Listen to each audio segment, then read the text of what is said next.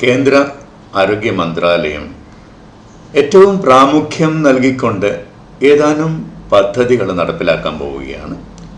വരുന്ന നാളുകളിൽ എല്ലാ സംസ്ഥാനങ്ങളും വ്യത്യസ്തമായ രീതികളിൽ അത് നടപ്പിലാക്കേണ്ടി വരും. ലോകാരോഗ്യ സംഘടനയുടെ ചില ലക്ഷ്യങ്ങൾ നമ്മളും നേടിയെടുക്കാൻ ഓരോ സമയത്തിനനുസൃതമായി ലക്ഷ്യങ്ങൾ നമ്മൾ ഉണ്ട്. അതിൽ ഏറ്റവും പ്രാമുഖ്യമുള്ള കാര്യങ്ങൾ പേവിഷബാധ മരണങ്ങൾ കുറച്ച് കൊണ്ടുവരിക, പാമ്പ് വിഷബാധ കൊണ്ടുള്ള മരണങ്ങളും വൈകല്യങ്ങളും കുറച്ച് കൊണ്ടുവരിക, സൂണോട്ടിക് ഡിസീസസ് കുറച്ച് കാലമായിട്ട് നമ്മൾ കേൾക്കുന്നു, ഏകലോകം ഏകാരോഗ്യം, ആ രീതിയിൽ പല സൂണോട്ടിക് ഡിസീസസും കൂടിക്കൊണ്ടുവരുന്നത് ഏത് രീതിയിൽ കുറച്ച് കൊണ്ടുവരാമെന്നുള്ളത്. നാലാമത്, കുറേയേറെ കുഴഞ്ഞു വീണ് മരണം ഉണ്ടാവുന്നു, അപകട മരണങ്ങൾ ഉണ്ടാവുന്നു. ഈ പറഞ്ഞ കാര്യങ്ങൾ മുഴുവനും കുറച്ച് കൊണ്ടുവരുന്നതിനുള്ള തന്ത്രങ്ങൾ ഇത്തിരി വ്യത്യസ്തമായിരിക്കും പ്രാദേശികമായിട്ട്. എങ്കിലും പൊതുവെ പറയാവുന്നത് ജനപങ്കാളിത്തത്തോടു കൂടി ഇതേക്കുറിച്ചൊക്കെയുള്ള ജനങ്ങളിലുള്ള അവബോധവും ചില കാര്യങ്ങളിലുള്ള അവരുടെ നൈപുണ്യവും വികസിപ്പിച്ചെടുത്തുകൊണ്ട് അവർ തന്നെയാണ് ഈ ലക്ഷ്യങ്ങൾ നേടിയെടുക്കുന്നതിൽ പ്രധാനമായ പങ്ക് വഹിക്കുന്നത്. പിന്നീട് പ്രാധാന്യമുള്ള കാര്യം പോളിസി മേക്കേഴ്സ് അതിലേക്ക് എങ്ങനെ വഴിയൊരുക്കുന്നു എന്നുള്ളത്. ഈ പറഞ്ഞ എല്ലാ കാര്യങ്ങളും ഒരുമിച്ച് എന്തിനാണ് പറയുന്നത്? പാമ്പ് വിഷബാധയെ കുറിച്ചാണ് നമ്മൾ ഇന്ന് ചർച്ച ചെയ്യുന്നതെങ്കിലും അതിന് വേണ്ടിയുള്ള ലക്ഷ്യം കണ്ടെത്തുന്നുള്ള പദ്ധതികൾ ഏതാണ്ട് ഒരുപാട് സമാനതകളുണ്ട്. മാത്രമല്ല, ഇത് നടപ്പിലാക്കുമ്പം ഇതെല്ലാം ഒരുമിച്ച് നടപ്പിലാക്കുന്നത് തന്നെയാണ് നല്ലത്. ഇതിൽ ചില കാര്യങ്ങൾ ലൈക്ക് ബേസിക് ലൈഫ് സപ്പോർട്ട് നേരത്തെ തന്നെ നമ്മൾ പലയിടങ്ങളിലും നടപ്പിലാക്കിക്കൊണ്ടിരിക്കുന്നുണ്ട്. അവരെയും നമുക്കിതിലേക്ക് കൊണ്ടുവരാം. അതൊന്നുകൂടി വികസിപ്പിച്ചുകൊണ്ട് നമ്മൾ നടപ്പിലാക്കാം. അപ്പോൾ ഇന്ന് എല്ലാ കാര്യത്തെക്കുറിച്ചുമല്ല സംസാരിക്കുന്നത്. ഇതിൽ പാമ്പ് വിഷബാധ മരണങ്ങളും അതുകൊണ്ടുണ്ടാവുന്ന വൈകല്യങ്ങളും ഏത് രീതിയിൽ കുറക്കാം എന്നുള്ളതിനെ കുറിച്ച് കുറച്ച് ചിന്തകളാണ്. ഇത് ആർക്ക് വേണ്ടിയാണ് ഉദ്ദേശിച്ചിട്ടുള്ളത്? കേരള സംസ്ഥാനം വരുന്ന ആളുകളിൽ ഇതിൻ്റെ പോളിസികൾ നമ്മൾ ഉണ്ടാക്കേണ്ടിയിരിക്കുന്നു. അപ്പം ഇതേ രീതിയിലുള്ള ഒരുപാട് ആളുകളുടെ ചിന്തകൾ നമുക്ക് ഇവിടെ ഉപയോഗിക്കാം. രണ്ടാമത്, ഇത്തരത്തിലുള്ള ചിന്തകൾ മുഴുവനും എത്തിച്ചേരേണ്ടുന്ന ജനങ്ങളിലേക്കാണ്.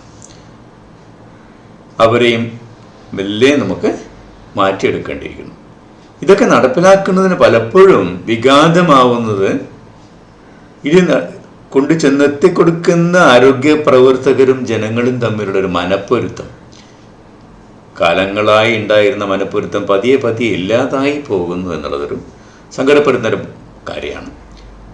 അപ്പം ഇതിനേറ്റവും വേണ്ട ഒരു ഗ്രൂപ്പ് മാധ്യമപ്രവർത്തകരും ഈ വിടവ് കൂട്ടുന്നതിന് പകരം ഇവരെ കണ്ണി ചേർക്കുന്ന രീതിയിലായിരിക്കണം മാധ്യമപ്രവർത്തനങ്ങൾ. മാധ്യമപ്രവർത്തകർക്ക് ഈ അറിവുകൾ ജനങ്ങളിലേക്ക് എത്തിക്കുന്നതിന് ഒരുപാട് കാര്യങ്ങൾ ചെയ്യാൻ പറ്റും.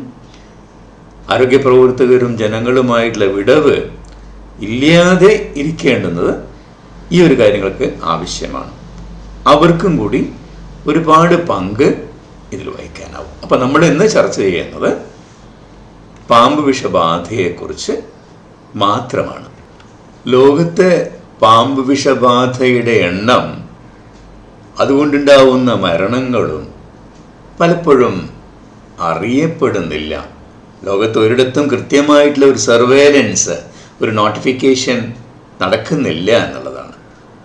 ഇപ്പോൾ ഏതാണ്ട് 5 മില്യൺ 50 ലക്ഷത്തോളം പാമ്പ് വിഷബാധ ലോകത്ത് ഏൽക്കുന്നുണ്ട്. അതിൽ നമ്മൾ അറിയുന്നത് ഏതാണ്ട് 2-3 മില്യൺ ദശലക്ഷം കേസുകൾ മാത്രമാണെന്ന്. അതുപോലെ തന്നെ മരണങ്ങളും കണക്കിൽ 1,38,000 മരണങ്ങൾ എന്ന് പറയുന്നു. അതിലും എത്രയോ കൂടുതൽ നമ്മൾ അറിയാതെ പോകുന്നുണ്ട് ഇതുകൊണ്ടുള്ള മരണങ്ങൾ. പ്രധാനപ്പെട്ട ഒരു കാര്യം കാണിക്കാനുള്ളത് ഇന്ത്യയിൽ നിന്നാണ് ഈ മരണങ്ങളിൽ പകുതിയും സംഭവിക്കുന്നത്. 50,000-ലും മേലെ എണ്ണം മരണങ്ങൾ ഇന്ത്യയിൽ നിന്ന് നടക്കുന്നുണ്ട്. അത് പലപ്പോഴും റിപ്പോർട്ട് ചെയ്യപ്പെടുന്ന മരണങ്ങളും ഈ എണ്ണങ്ങളും പാമ്പ് വിഷബാധ എണ്ണങ്ങൾ നമ്മളെടുത്ത ഏതാണ്ട് 40 ലക്ഷത്തോളം കേസുകൾ ഉണ്ടാവുന്നത് 3-4 ലക്ഷം കേസുകൾ എന്നാണ്. 50,000 മരണങ്ങൾ ഉണ്ടാവുന്നത് 2,000-ഓളം മരണങ്ങൾ എന്നൊക്കെ നോട്ടിഫിക്കേഷനായിട്ട് പോകുന്നുള്ളൂ. ഇതൊരു പ്രധാനപ്പെട്ട കാര്യമാണ്. നമ്മുടെ സംസ്ഥാനത്തും ഇത്തരത്തിലൊരു സംവിധാനം ഒരുങ്ങിയിട്ടില്ല. പാമ്പ് വിഷബാധ ഏൽക്കുന്നത് എത്ര എണ്ണമെന്ന് റിപ്പോർട്ട് ചെയ്യപ്പെടുന്നില്ല. It's not a notifiable disease. ഈയിടെയായി കർണാടകയിൽ അത് തുടങ്ങിയിട്ടുണ്ട്. നമ്മളും ആ പാത പിന്തുടരേണ്ടിയിരിക്കുന്നു. എല്ലാ പാമ്പ് വിഷബാധകളും അത് വിഷമുള്ളതാണെങ്കിലും ഇല്ലാത്തതാണെങ്കിലും അതിനെ സംബന്ധിച്ചുള്ള വൈകല്യങ്ങളുണ്ടായത് മരണങ്ങൾ എല്ലാം കൃത്യമായ രീതിയിൽ നോട്ടിഫൈ ചെയ്യപ്പെടണം. അതിനുള്ള സംവിധാനങ്ങൾ പോളിസി മേക്കേഴ്സ് ഉണ്ടാക്കേണ്ടതുണ്ട്. ഇതിൽ 2019 ലോകാരോഗ്യ സംഘടന ഒരു തീരുമാനമെടുത്തത് 2030 ആകുമ്പോഴത്തേക്കും പാമ്പ് വിഷബാധ മരണങ്ങൾ വൈകല്യങ്ങൾ രണ്ടും നമ്മൾ പകുതിയാക്കി കുറച്ച് കൊണ്ടുവരണം എന്നുള്ളത്. അതേ തുടർന്ന് ഗവൺമെൻറ് ഓഫ് ഇന്ത്യ ഈ കഴിഞ്ഞ സെപ്റ്റംബർ 2022 ഈ ദിശയിൽ നമുക്ക് മുമ്പോട്ടേക്ക് പോകാം എന്ന് പറഞ്ഞ് ഇവിടെ ചില പദ്ധതികളുമായി മുമ്പോട്ടേക്ക് പോവുകയാണ്.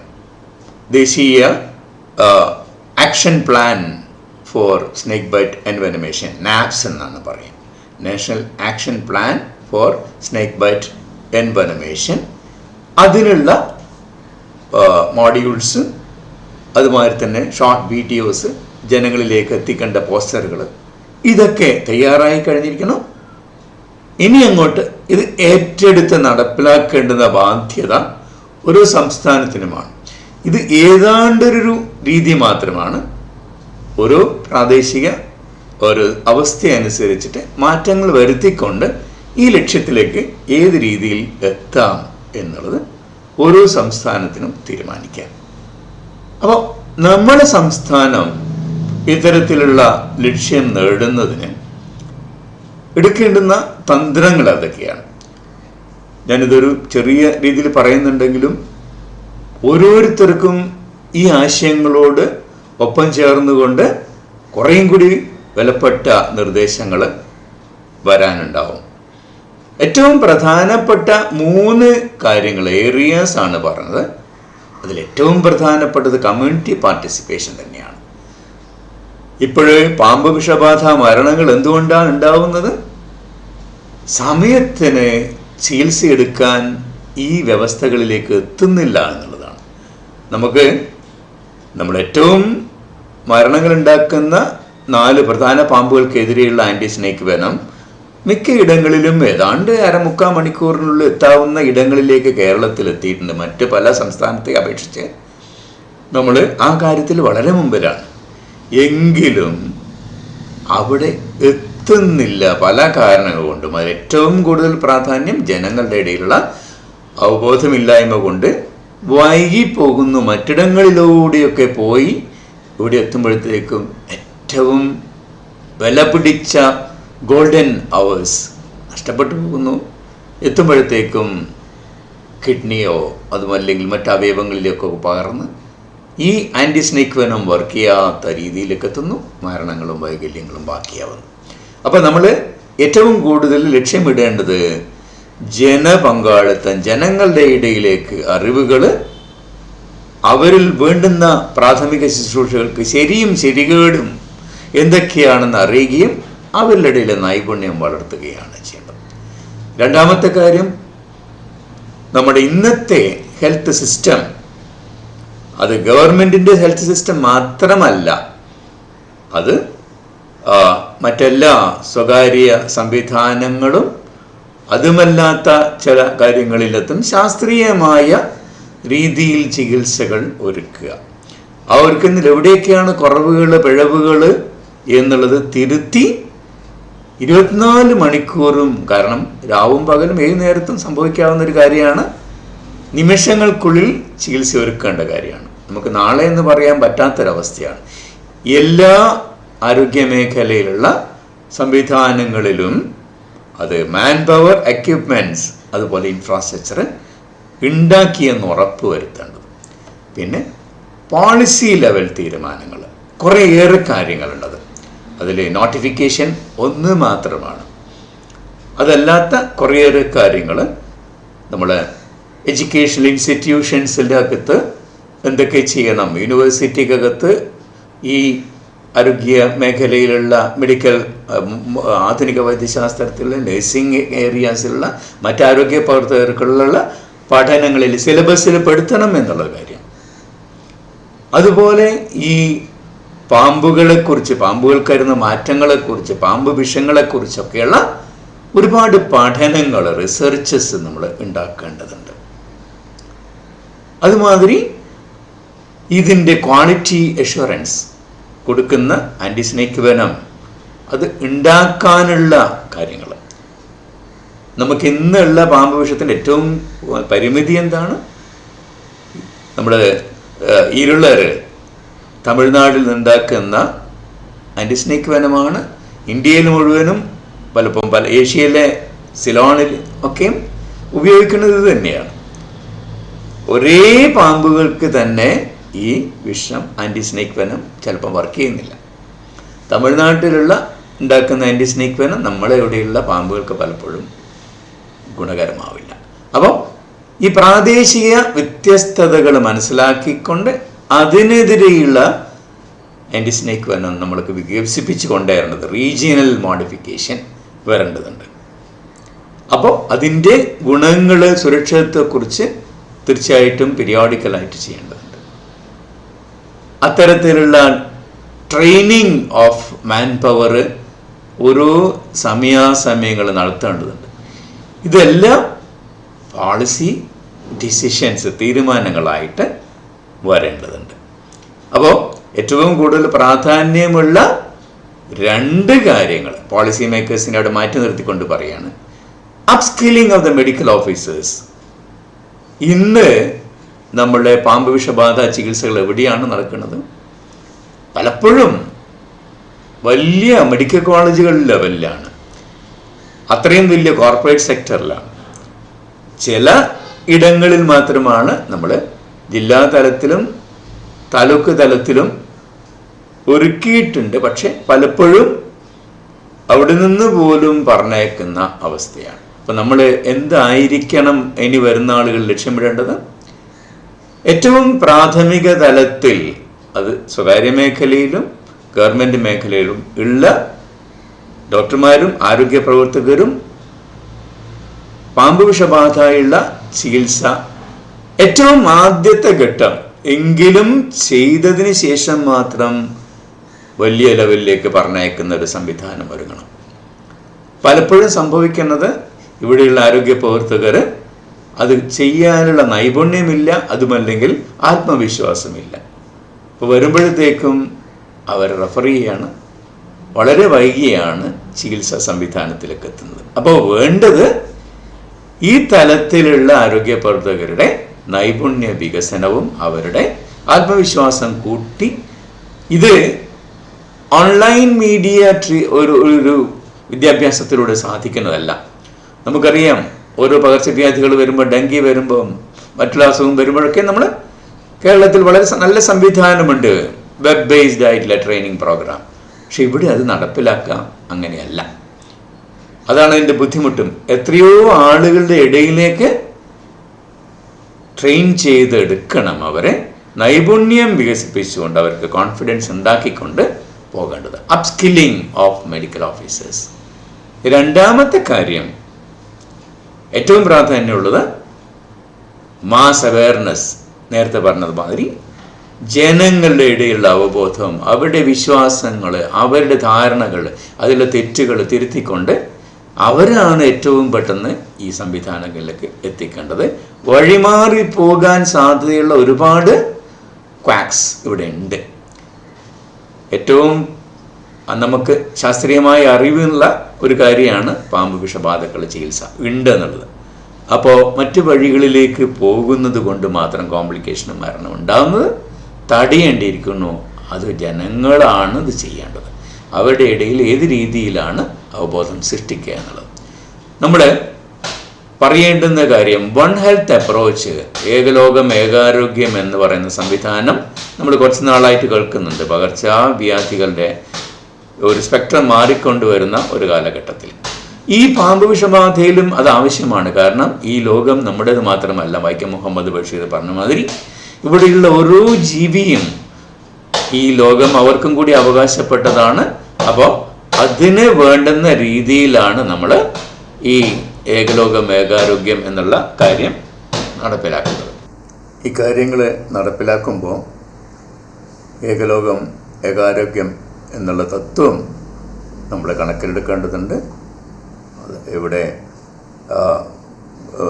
മൃഗ സംരക്ഷണ മേഖലയിലുള്ളവരുടെ, ഫോറസ്ട്രിയിലുള്ളവരുടെ ഒക്കെയും പങ്കാളിത്തം ഇവിടെ ആവശ്യമാണ്.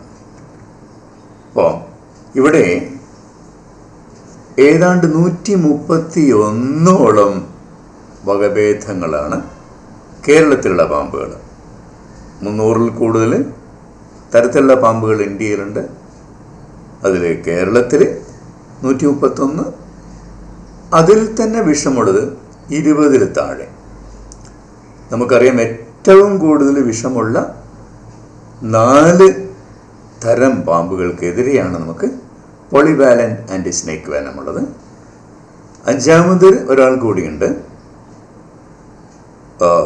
ഉൾമുക്കൻ മണ്ഡലി, ഹംനോസ് വൈപ്പർ എന്ന് പറയുന്നത്.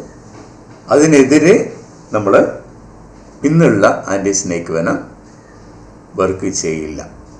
ഇതിലേറ്റവും പ്രാധാന്യമുള്ളത് റസൽ വൈപ്പർ, ഇത് സോസ്കെയിൽഡ് വൈപ്പർ, ഇത് നമ്മുടെ മൂർഖൻ, ഇത് ക്രേറ്റ്. ഇതാണ് നമ്മൾ പറഞ്ഞ ഹംനോസ് വൈപ്പർ. അതുമാതിരി തന്നെ അണലിവർഗത്തിലുള്ള മറ്റ് മലബാർ പിറ്റ് വൈപ്പർ, അതിൻ്റെ തന്നെ വകഭേദങ്ങളൊക്കെ ഉണ്ട്. അതിനെതിരെ നമ്മൾ പോളിവാലന്റ് സ്നേക്ക് വെനം വർക്ക് ചെയ്യില്ല. ഇതാണ് നമുക്ക് പോളിവാലന്റ് സ്നേക്ക് വെനത്തിൻ്റെ ഒരു ബ്രാൻഡ്. മറ്റ് ബ്രാൻഡുകളും കൂടി നമുക്കിവിടെ ഉണ്ട്. ജസ്റ്റ് കാണിക്കാൻ വേണ്ടി ഉപയോഗിച്ച് മാത്രം. അപ്പം നമ്മുടെ തന്ത്രങ്ങൾ മെനയുമ്പോൾ എവിടെയൊക്കെ എന്തൊക്കെ കാര്യങ്ങളാണ് ശ്രദ്ധിക്കേണ്ടത്? ഏറ്റവും കൂടുതൽ പ്രാധാന്യമുള്ള കാര്യം എഡ്യൂക്കേഷൻ ആൻഡ് അവയർനെസ് എന്നുള്ളത് തന്നെയാണ്. ആൻറ്റി സ്നേക്ക് വെനം ഡിസ്ട്രിബ്യൂഷൻ എല്ലാ പ്രാഥമിക തലങ്ങളിലും ആവശ്യത്തിനുള്ള ആൻറ്റി സ്നേക്ക് വെനം ഉണ്ടാവണം. ഈ സ്റ്റേക്ക് ഹോൾഡേഴ്സ് സ്ട്രെങ്തനിങ്, റിസർച്ച്, നേരത്തെ പറഞ്ഞ മാതിരി മോണിറ്ററിങ്, സർവൈലൻസ്, അതുമാതിരി പ്രാദേശികമായിട്ട് തന്നെ നമുക്ക് ആൻറ്റി സ്നേക്ക് വെനം ഉണ്ടാക്കേണ്ടതുണ്ട്. പ്രാദേശികമായിട്ട് ഈ വെനം, ഓരോ പാമ്പിൻ്റെ തന്നെ വെനം പല സീസണിൽ വ്യത്യാസം വരുന്നുണ്ടെന്ന് നമുക്കറിയാം. അതുമാതിരി തന്നെ കുഞ്ഞു പാമ്പും വലുതാകുമ്പോഴും വ്യത്യാസമുണ്ട്. ചെറിയ കുഞ്ഞുങ്ങൾ പാമ്പുകൾ കടിയേക്കുന്നത് സുരക്ഷിതമല്ല, അവരിൽ നിന്നും മരണം സംഭവിക്കാം. ഒരേ പാമ്പ് രാജസ്ഥാനിലും ആസാമിലും കോബ്ര തന്നെയാണ്, പക്ഷെ ഈ വെനം വ്യത്യസ്തമാണ്. അപ്പോൾ പ്രാദേശികമായിട്ട് നമ്മൾ ഈ ആൻറ്റി സ്നേക്ക് വെനം വികസിപ്പിച്ച് കൊണ്ടുവരേണ്ടതുണ്ട്. അതാണ് ഗവൺമെൻറ് ഓഫ് ഇന്ത്യ തന്നെ ലക്ഷ്യമിടുന്നത്. അതേ രീതിയിൽ തന്നെ നമ്മൾ പോകേണ്ടതുണ്ട്. അതിൻ്റെ മാനദണ്ഡങ്ങൾ ലോകാരോഗ്യ സംഘടന നിഷ്കർഷിച്ചുള്ള മാനദണ്ഡങ്ങൾക്കനുസരിച്ചിട്ട് ആൻറ്റി സ്നേക്ക് വെനം ഉണ്ടാക്കണം. ഏറ്റവും പ്രധാനമായിട്ടുള്ളൊരു കാര്യം, ഈ ഹംനോസ് വൈപ്പർ എന്ന് പറയുന്ന കൂടുതൽ എണ്ണമുള്ള കേസുകൾ പലപ്പോഴും മരണം സംഭവിക്കാറില്ല. പക്ഷേ അതിൻ്റെ ഒരു സ്പെക്ട്രം ഓഫ് പ്രോബ്ലംസ് മെല്ലെ കൂടി വരുന്നു.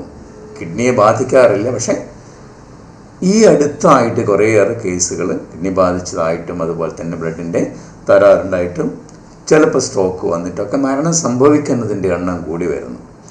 ഇത്തരത്തിലുള്ളൊരു കാര്യങ്ങളൊക്കെ മനസ്സിലാക്കേണ്ടത്, പാമ്പ് ഇവിടെയുള്ളതിൻ്റെ ഒരു വ്യത്യസ്തത പലതൊക്കെ കൊണ്ടും ഉണ്ടായിക്കൊണ്ടിരിക്കുന്നു. ഒരേ പാമ്പ് തന്നെ കാലങ്ങൾ കഴിയുമ്പോൾ മാറ്റങ്ങൾ വരുന്നു, വിഷങ്ങൾക്ക് വ്യത്യാസം വരുന്നു.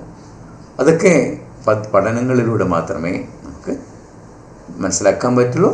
പിന്നെ ഏറ്റവും പ്രാധാന്യമുള്ളത് മെഡിക്കൽ ഓഫീസേഴ്സിൻ്റെ ട്രെയിനിങ് ആൻഡ് അവരുടെ കോൺഫിഡൻസ് ബിൽഡിങ്. അപ്പോൾ കമ്മ്യൂണിറ്റി ലെവലിൽ എന്തൊക്കെയാണ് കാര്യങ്ങൾ, ഏറ്റവും കൂടുതൽ നമ്മൾ ലാക്ക് ഓഫ് നോളജ്, അത് നമ്മൾ എത്രയും പെട്ടെന്ന് തന്നെ അവരിലേക്ക് പാമ്പുകളെക്കുറിച്ച് അത് തിരിച്ചറിയുന്നതിനെക്കുറിച്ച് അതൊക്കെ മനസ്സിലാക്കി കൊടുക്കണം. Awareness and attitudes. പലർക്കും പല മിഥ്യാധാരണകളുണ്ട്.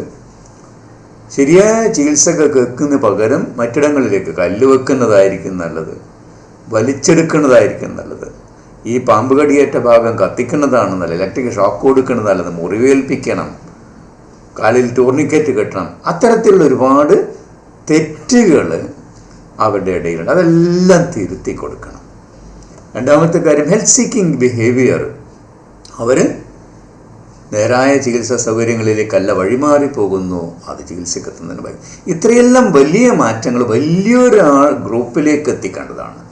ഇപ്പോൾ നമ്മളിപ്പം ചികിത്സകരുടെ നൈപുണ്യ വികസനത്തെക്കാളേറെ ഫലം ചെയ്യുന്നത് ഈ ജനങ്ങളുടെ ഇടയിലുള്ള ഇത്തരം അറിവുകൾ കൊടുക്കുന്നവരാണ്. അപ്പോൾ ഇത്തരത്തിലുള്ള അറിവുകൾ കൊടുക്കുന്നവർ നമ്മൾ എല്ലാ കാര്യങ്ങളെയും അറിവുകൾ, ഇപ്പം ബേസിക് ലൈഫ് സപ്പോർട്ടിൻ്റെ അറിവുകളും നൈപുണ്യവും, പാമ്പ് വിഷബാധയുടെ കാര്യങ്ങൾ, പേവിഷബാധ ഏറ്റാൽ എന്ത് ചെയ്യണം എന്നുള്ളത്, ആക്സിഡൻസ് വരുമ്പോൾ ഡൂസ് ആൻഡ് ഡോൺസ്, എന്തൊക്കെ ചെയ്യണം എന്തൊക്കെ ചെയ്യണ്ട, ഇതെല്ലാം ജനങ്ങളുടെ ഇടയിൽ കൊണ്ടുവരാനുള്ള ഒരു പ്രവർത്തനങ്ങൾ, അതേത് രീതിയിൽ എന്നുള്ള കാര്യം നമ്മൾ ചിന്തിക്കേണ്ടിയിരിക്കുന്നു. അവരിലാണ് മാറ്റം വരുത്തേണ്ടത് എന്നുള്ളതാണ് നമ്മൾ ഇനി മനസ്സിലാക്കേണ്ടത്. അപ്പോൾ ഹെൽത്ത് സിസ്റ്റത്തിലുള്ള മാറ്റങ്ങൾ പറഞ്ഞു. നമ്മൾ ഏറ്റവും പ്രാധാന്യമുള്ള കാര്യം, ഇന്നത്തെ ആധുനിക വൈദ്യശാസ്ത്രത്തിൽ MBBS പഠിക്കുന്ന അല്ലെങ്കിൽ ഹൗസ് സയൻസിൻ്റെ സമയത്തൊന്നും തന്നെയും അവരുടെ പാഠ്യവിഷയങ്ങളിൽ പാമ്പ് വിഷബാധയും അതിൻ്റെ ചികിത്സകളൊന്നും വലിയ പ്രാധാന്യം കൊടുത്തിട്ടില്ല. അവർ നൈപുണ്യ വികസനം ഇല്ല. അതിനുശേഷമുള്ള കമ്മ്യൂണിക്കേഷൻ, ജനങ്ങളുമായിട്ട് സംവേദിക്കുന്ന ഒരു കാര്യവും ഇവിടെ വളരെ പ്രാധാന്യമുള്ള കാര്യമാണ്. ഇന്നത്തെ കാലഘട്ടത്തിൽ എപ്പോഴും ജനങ്ങൾ എങ്ങനെ നോക്കിക്കാണുന്നു അവരുടെ വിശ്വാസത്തിലെടുക്കാനുള്ള കമ്മ്യൂണിക്കേഷൻ വളരെ ഇമ്പോർട്ടൻ്റ് ആണ്. അത് ഈ പറഞ്ഞ ഉണ്ടാവുകയാണെങ്കിൽ വരും തലമുറയിലേക്കെങ്കിലും ഇതേക്കുറിച്ചുള്ള അറിവുകൾ ഉണ്ടാക്കാൻ പറ്റും. അതുമാതിരി തന്നെ യൂണിഫോം പ്രോട്ടോകോൾ, ചികിത്സക്ക് ഒരു മാർഗനിർദ്ദേശങ്ങൾ ഉണ്ടാവണം. അതിനനുസൃതമായിട്ട് എല്ലായിടത്തും ഒരേ രീതി തന്നെ പാലിക്കേണ്ടതുണ്ട്. പിന്നെ പ്രാഥമിക തലത്തിൽ തന്നെ കൊടുക്കാനുള്ള ഒരു ആത്മവിശ്വാസവും നൈപുണ്യവും വളർത്തിയെടുക്കേണ്ടത്. പിന്നെ നേരത്തെ തന്നെ പറഞ്ഞു കഴിഞ്ഞു, എല്ലാ പാമ്പ് വിഷബാധകളും നോട്ടിഫൈ ചെയ്യപ്പെടണം. പിന്നെ ചില ഇടങ്ങളിൽ ആണ് പാമ്പ് വിഷബാധ കൂടുതൽ വെക്കുന്നത്, അഗ്രികൾച്ചർ വർക്കേഴ്സ്, മൈഗ്രൻ്റ് പോപ്പുലേഷൻ. അത്തരത്തിലുള്ള സാധ്യതകൾ കൂടുതലുള്ളവരെ തെരഞ്ഞു പിടിച്ചുകൊണ്ട് അവരിൽ ശരിയായ രീതികൾ, അഗ്രികൾച്ചറിൽ പോകുന്ന സമയത്തോ അല്ലെങ്കിൽ കാടുകളിലേക്ക് പോകുമ്പോൾ വലിയ ബൂട്ട് ധരിക്കുക, രാത്രി നടക്കുമ്പോൾ ടോർച്ചെടുത്ത് നടക്കുക, അതുമാതിരി കിടക്കുന്ന ഇടത്ത് നിൽക്കുക, പാമ്പ് കടി ഏൽക്കുന്നതിന് വേണ്ടി എന്ത് ചെയ്യണം, അത്തരത്തിലുള്ള ഒരുപാട് കാര്യങ്ങളുടെ അവബോധം അവരിലേക്ക് എത്തിക്കേണ്ടതുണ്ട്. ഇതിൻ്റെയൊക്കെ ഒരു ചെറിയ ചെറിയ മോഡ്യൂൾസ് ഉണ്ടാക്കി, ചെറിയ ബുക്കുകൾ ഉണ്ടാക്കി അവരിലേക്ക് എത്തിക്കുന്ന രീതിയിൽ അതിന് നമുക്ക് മാധ്യമങ്ങൾക്ക് ഒരുപാട് ചെയ്യാൻ പറ്റും. മാധ്യമങ്ങൾ ഇന്ന് ചെയ്യുന്ന കാര്യമല്ല, ജനങ്ങളുടെ ഇടയിൽ ഇതിനെക്കുറിച്ച് അവബോധം ഉണ്ടാക്കുന്ന കുറച്ച് സമയം ദൃശ്യമാധ്യമങ്ങൾ അതിന് ഒഴിഞ്ഞു വെക്കുകയാണെങ്കിൽ, ഇന്ന് നമുക്ക് മാതൃകകൾ പലതുണ്ട്. പ്രൈവറ്റിൽ ഇപ്പം ബേബി മെമ്മോറിയൽ ഹോസ്പിറ്റലിൻ്റെ 1 മിനിറ്റിൻ്റെ കാര്യങ്ങൾ കാണാറുണ്ട്.